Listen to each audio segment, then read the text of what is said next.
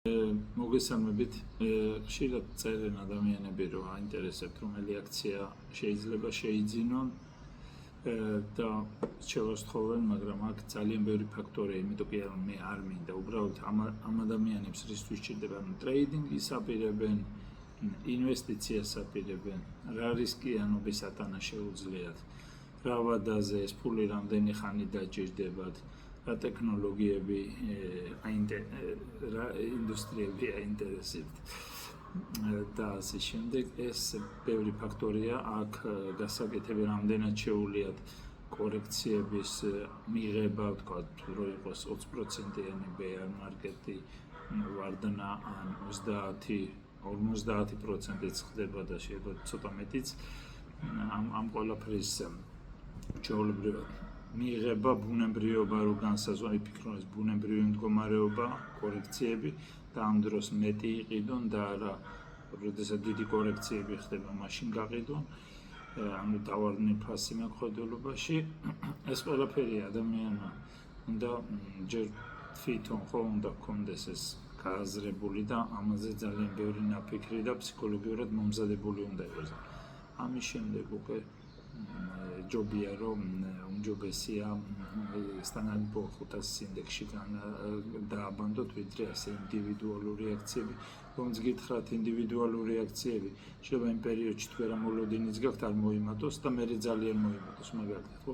იმ პერიოდში თქვენ გაყიდოთ და შემდეგ მოიმატოს, მე ადგე და მაღალ ფასზე გაიყიდოთ, მე ეს ძალიან აღარ მოიმატა, ცოტა დაიწერდა გაიგეთ რომ სხვა შეიძლება იყიდოთ, მე ის იყიდოთ და საბოლოო ჯამში სტანდარტ 500-ის ინდექსზე რომ იყიდოთ და ხელი არ მოკიდოთ და გქონდეთ გრძელვადაზე და დაამატოთ პერიოდულად, როცა მოგცემთ საშუალებას თქვენი ფინანსური მდგომარეობა, ხო, ამაზე უკეთეს შედეგს ვერ მიიღებთ, რადგან გეუბნებით, არსებობენ ინვესტორები, უდიდესი ნაწილი ინვესტორების გრძელვადი ამ პერიოდში სტანდარტ 500-ის ინდექსზე უკეთეს შედეგი არ აქვთ.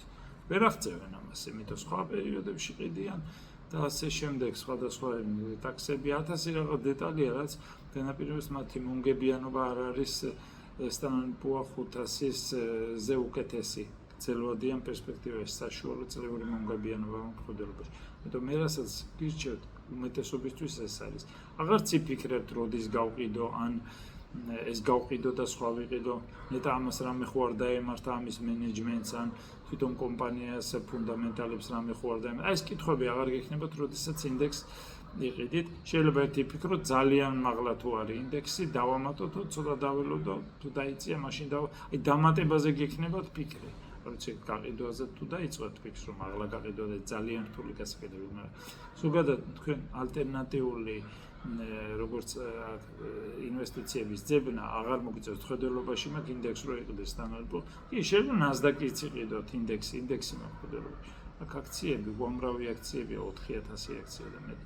და აქ ძალიან ბევრი არჩევანი როა, ყოველთვის აზრი გეცვლებათ, რაღაცას მოусმენთ, ვიღაცამ რაღაც თქვა, მოგინდებათ იმის ყიდვა, მე ცოტა ხანში არაიწევს ის და გაიგებ სხვა რამეს და ის უნდა მეყიდა, ან შეიძლება დაწეულზე გაყიდოთ, ის მაღალზეა ასული ძალიან მაღალ ფასზე რომელიღაც აქცია და იქ იყიდე და მე იმანდა ძალიან რთულია ეს პროცესი, ანუ ეს და ფსიქოლოგიური მომენტი დამიჯერეთ უფრო მნიშვნელოვანია ვიდრე ის რომ რა ფასსაც ახლა ძალიან overvalue-ად არ მაქვს და fair value-ზე თუ სამართლიან ფასზე თუ იყიდით, ფსიქოლოგიური მომენტი რჩება აქ, რომ ემოციებს არ აყვედა, ცუდ დროს არ იყიდოთ, ცუდ დროს არ იყიდოთ, ცუდ დროს არ გაყიდოთ და ცუდ დროს არ იყიდოთ და ეს არის ძალზე მნიშვნელოვანი.